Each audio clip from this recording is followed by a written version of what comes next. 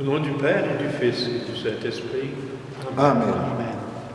Bonjour, chers frères, chers sœurs.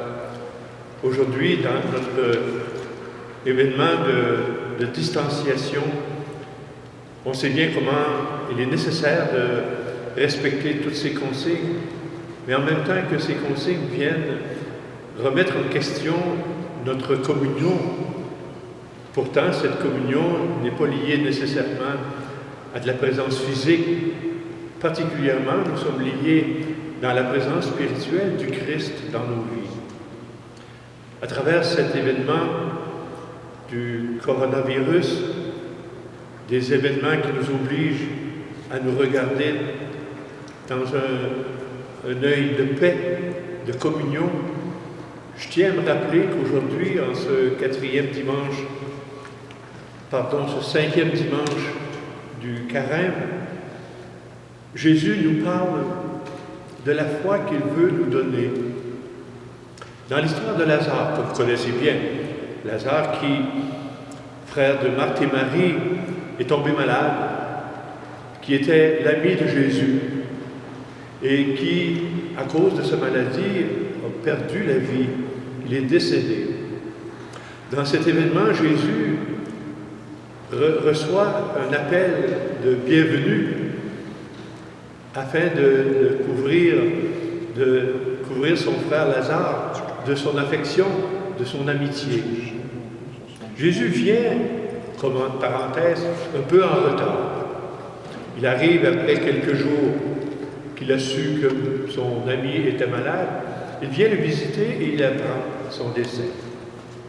Le décès que Jésus apprend, à travers ce décès, il invite ses amis à regarder plus loin, à regarder la résurrection. Il pose la question, crois-tu que Lazare va ressusciter? Il demande à Marie d'avancer dans la foi.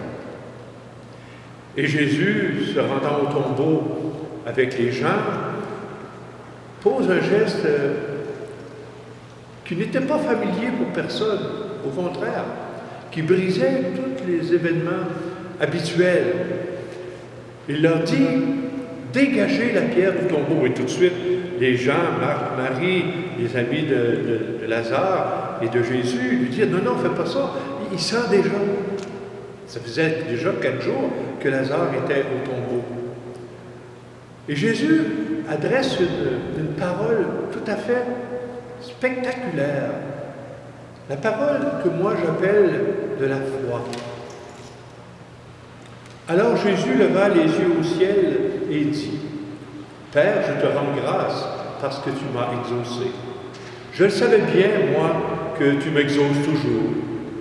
Mais je le dis à cause de la foule qui m'entoure, afin qu'ils croient que c'est toi qui m'as envoyé. Après cela, Jésus cria d'une voix forte, Lazare, viens dehors. Et le mort sortit, les pieds et les mains liés par des bandelettes, le visage enveloppé d'un suaire.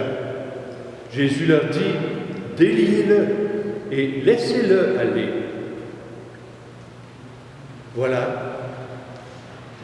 Jésus qui manifeste à travers sa distance physique, sa distance géographique, il manifeste son amour pour son ami. Et il va plus loin. Il interpelle à la foi.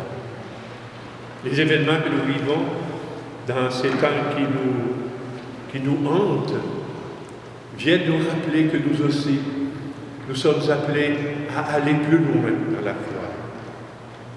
Demandons cette grâce au Seigneur à travers cet évangile de la résurrection de l'ami de Jésus, Lazare, que nous aussi, nous soyons capables d'aller plus loin et de voir au-delà de ce que nos yeux peuvent voir, de comprendre au-delà de ce que notre intelligence peut comprendre, d'aller au-delà de ce que la science nous dit pour nous rendre dans un événement de foi où il n'y a plus que la confiance en Dieu et la résurrection qui nous appelle.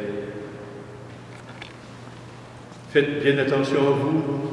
Assurez-vous de bien respecter toutes les consignes que nous propose la santé publique.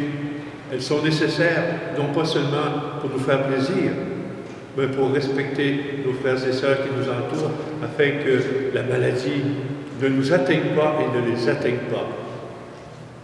Demeurez dans la paix et vivez dans la joie que le Christ nous propose.